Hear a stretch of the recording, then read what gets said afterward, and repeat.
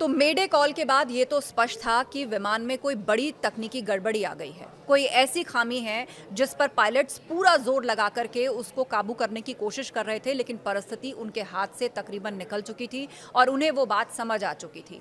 इसीलिए जो फ्लाइट का वीडियो दिख रहा है जिसमें कि प्लेन धीरे धीरे नीचे जाता हुआ क्रैश हो रहा है, उसमें वो ऊपर की तरफ है, यानी आगे का हिस्सा जिसको नोक बोला जाता है वो ऊपर की तरफ है और उसको तब ऐसा पोजीशन किया जाता है जब टेक ऑफ के लिए फ्लाइट को लिफ्ट देनी होती है, तो उस पोजीशन में विमान रहता है। यानी इससे एक बात तो स्पष्ट होती है कि पायलट्स ने लास्ट मोमेंट तक कोशिश करी कि कैसे भी थर्स्ट मिल जाए और फ्लाइट ऊपर की तरफ जाए। और ऐसी सिचुएशन में बहुत सारे एक्सपर्ट्स का ये कहना था कि फ्लाइट का गियर बंद नहीं हुआ। गियर मतलब टायर बंद नहीं हुआ, जो कि टेक ऑफ के 50 फीट के बाद जाके उसको क्लोज करने का प्रोसेस शुरू हो जाता है। अब क्या ये भी किसी तकनीकी गड़बड़ी की वजह से था या फिर यहाँ पर कोई मैनुअल एरर का चांस हो सकता है, ये सब कुछ ब्लैक बॉक्स से मिले हुए डेटा को डिकोड करने के बाद सामने आएगा। लेकिन जब फ्लाइट ऐसी परिस्थिति में जा पहुंची कि अब आगे कुछ नहीं होगा, सुमित सबरवाल जो कैप्टन थे, क्लाइव कुंदर जो उनके फर्स्ट ऑफिसर थे यानी को पायलट थे, जब उनको इस बात का एहसास हो गया, और ये सब कुछ सेकंड्स के अंदर हुआ है, जब उनको इस बात का एहसास हो गया कि अब कुछ नहीं हो सकता, मेडे कॉल भी की जा चुकी है और वो बहुत तेज़ी से नीचे आ रहे हैं। प्लेन अगर हाइट पर होता है तो बचाने के लिए कुछ समय मिलता है, लेकिन प्लेन उतनी हाइट अचीव नहीं कर पाया था और ये एयरपोर्ट के 2 किलोमीटर बाद जाकर ही क्रैश हो गया था। तो उस वक्त जो है मिनिमम डिस्ट्रक्शन हो, प्लेन को कहाँ पर हार्ड लैंडिंग के लिए डायरेक्शन दी जा सके, इस पर पायलट का फोकस होता है। और उसके साथ साथ जो यात्री हैं उनको भी कहीं ना कहीं एहसास हो चुका होता है कि कुछ तो गड़बड़ है, क्योंकि जो उसके लोन सर्वाइवर है उन्होंने ये कहा कि थोड़ी हाइट पे जाने के बाद ऐसा लगा, उन्होंने एक आवाज़ सुनी और फिर सब कुछ थम गया, किसी तरह की कोई आवाज़ ही नहीं हो रही थी और हम नीचे की ओर जा रहे थे। तो ऐसी परिस्थिति में क्या पैसेंजर्स को इन्फॉर्म किया जाता है? एयरलाइंस का प्रोटोकॉल क्या कहता है? जिस वक्त पायलट को ये एहसास हो जाता है कि अब कुछ नहीं बचेगा, वो अपने सारे एफर्ट्स लगा चुके हैं और फिर भी अंतिम सांस तक अपने एफर्ट्स को लगाने की पूरी कोशिश कर रहे हैं, तो ऐसे में जो क्रू मेंबर्स होते हैं पायलट की तरफ से उनको एक कॉल दिया जाता है, उसको कहा जाता है ब्रेस कॉल। ब्रेस एक पोजीशन होती है कि जब तेज़ी से फ्लाइट नीचे आती है या ऐसी परिस्थिति आती है, तो ऐसे में पैसेंजर्स अगर इस पोजीशन में बैठे हैं तो उनकी रीढ़ की हड्डियाँ टूट जाती हैं। तो ऐसे में पायलट की तरफ से कमांड आती है ब्रेस ब्रेस ब्रेस, यानी उसके बाद क्रू मेंबर्स की ड्यूटी होती है कि सभी पैसेंजर्स को वो ब्रेस पोजीशन में बैठाएं।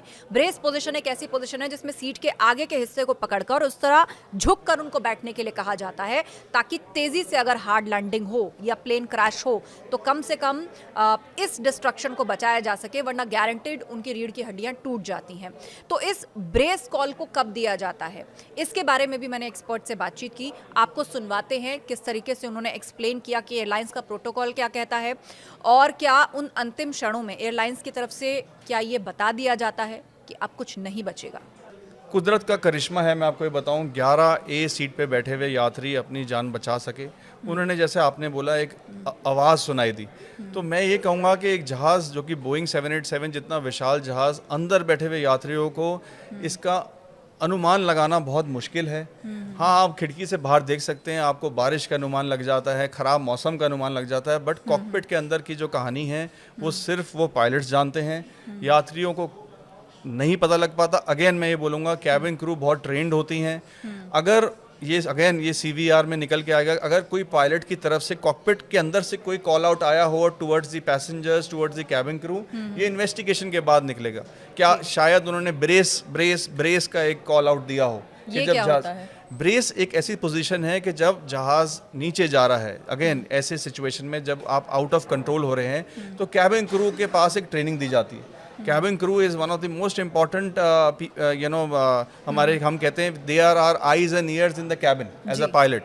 वो एक सिचुएशन को डील करने के लिए उनको एक ट्रेनिंग दी जाती है। वो पैसेंजर्स को अपने हाथ नीचे करके एक कुशनिंग इफेक्ट देने के लिए बॉडी को, जब एक बड़ा इम्पैक्ट होता है तो आपकी रीढ़ की हड्डी, आपकी शरीर को एक स्टेबिलिटी मिले, तो आपको सीट पकड़ने के लिए बोलते हैं, आपको नीचे झुकने के लिए बोलते हैं, उसको ब्रेस पोजीशन कहते हैं, so that in terms of a huge impact the body does not suffer that much। तो ये सारी चीजें निकल गई। बैकबोन भी टूट सकती है।